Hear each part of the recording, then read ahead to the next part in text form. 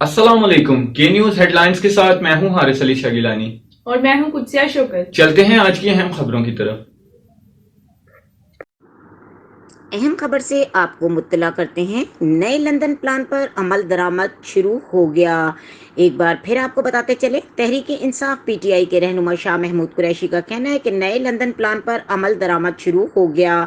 एक बयान में शाह महमूद कुरैशी ने कहा कि कल रात तक ज़िले इंतज़ामिया और हमारे कारकुनान मिलकर सिक्योरिटी इंतजामात को हतमी शक्ल दे रहे थे।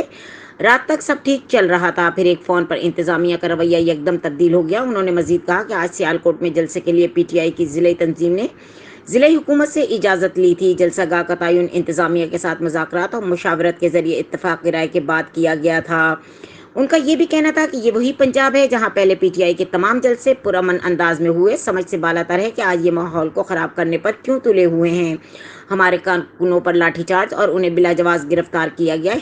शाह महमूद कुरैशी ने कहा कि आज हमारे कारकुनान जलसे में शिरकत के लिए निकलेंगे। जलसा भी शेड्यूल के मुताबिक मुनक्कद होगा। पुरअमन कारकुनान पर किसी किस्म का तशद्दुद किया गया तो जिम्मेदार हमजा शहबाज होंगे। हुकूमत पंजाब और ज़िले इंतज़ामिया होगी। लंदन प्लान पर अमल दरामद शुरू हो गया। शाह महमूद कुरैशी, सियालकोट उस्मान डार समेत कई पीटीआई कारकुन ज़ेर हिरासत।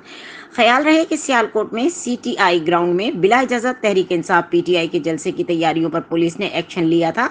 सियालकोट में पुलिस ने रहनुमा पाकिस्तान तहरीक इंसाफ पीटीआई उस्मान डार समेत कई कारकुनों को हिरासत में ले लिया। मीडिया रिपोर्ट्स के मुताबिक जलसा गाह से अली असजद मल्ही और साबिक DJI anti corruption Aslam Ghumman को भी हिरासत में लिया गया है।